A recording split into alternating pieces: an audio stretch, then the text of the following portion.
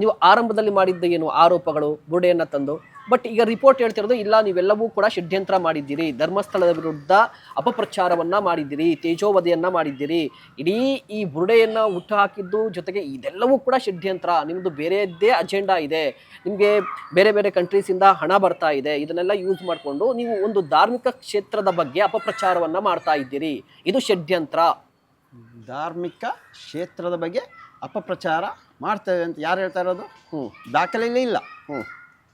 ದುಡ್ಡು ಬಂದಿರೋ ದಾಖಲೆ ಕಾಣಿಸ್ತಾ ಇಲ್ಲ. ಇರ್ಬೇಕಲ್ಲ ಸರ್ ಎಲ್ಲ. ಎಲ್ಲ ಹೇಳ್ತಾರೆ ಅಷ್ಟು ಕೋಟಿ ಇಷ್ಟು ಕೋಟಿ ಬಂತು. ಎಲ್ಲಿದೆ ಸರ್? ಏನೋ ಒಂದಾದ್ರೂ ಇದೆಯಾ?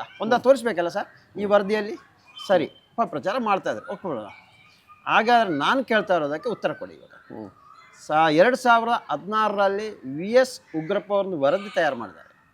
2018ರಲ್ಲಿ ಕರ್ನಾಟಕ ಈ ಮುಖ್ಯಮಂತ್ರಿ ಯಾರು ಸಿದ್ದರಾಮಯ್ಯ ಅವತ್ತು ಮುಖ್ಯಮಂತ್ರಿ ಅವರಿಗೆ ಅದನ್ನು ನೀಡಿದ್ದಾರೆ ಸರ್. ಕೊಟ್ಟಿದ್ದಾರೆ.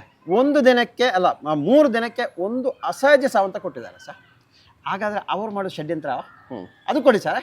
ಓಕೆ, ಆಗ ಅವ್ರು ಮಾಡೋ ಷಡ್ಯಂತ್ರ ತಾನೇ, ಅದನ್ನು ಸೇರಿಸ್ಬೇಕಲ್ಲ ಇವಾಗ ಇದಕ್ಕೆ. ನಾನೇ ವರದಿ ಕೊಟ್ಟಿದ್ದೀವ, ನಾನು ಹೇಳಿದ್ದೀನಲ್ಲ, ನಾನೇ RTIಯಲ್ಲಿ ತಗೊಂಡಿರೋದು.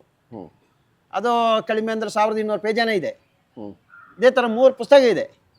ಅದು ಷಡ್ಯಂತ್ರ ಹಂಗಾರೆ ಅದನ್ನು ಸೇರಿಸಿದ್ದಕ್ಕೆ ನಾನು ಇವಾಗ ಅದರ ಮೇಲೆ ಕಂಪ್ಲೇಂಟ್ ನಾನು ಮಾಡ್ತೀನಿ. ಇವಾಗ ಮಾಡಲೇಬೇಕಲ್ಲ ಸರ್. ಷಡ್ಯಂತ್ರ ಅವ್ರು ಮಾಡಿರೋದು ಹಂಗಾರೆ, ನಾವಲ್ಲ. ನಾವು ಇದ್ದ ವಿಷಯವನ್ನು ತಿಳಿಸಿರೋದು. ನೋಡಿ, ಇಲ್ಲಿ ಇಷ್ಟೆಲ್ಲ ಒಂದು ವರದಿ ಕೊಟ್ಟ ನಂತರನೂ ಇದು ತನಿಖೆ ಆಗ್ತಾ ಇಲ್ಲ. ಮಹಿಳೆಯರ ಮಕ್ಕಳ ಇದು ಭಿಕ್ಷುಕರ ಕೊಲೆ ಆಗ್ತಾ ಇದೆ, ಎಲ್ಲವೂ ಇದೆ ಅದರಲ್ಲಿ. ಆದರೂ ಯಾವುದು ತನಿಖೆ ಆಗ್ತಾ ಇಲ್ಲ ಅಂತ ಹೇಳುವಾಗ ಭೀಮನೇ ಅವನೇ ಬಂದರು, ಚಿನ್ನೇನೇ ಬಂದಿರೋದು.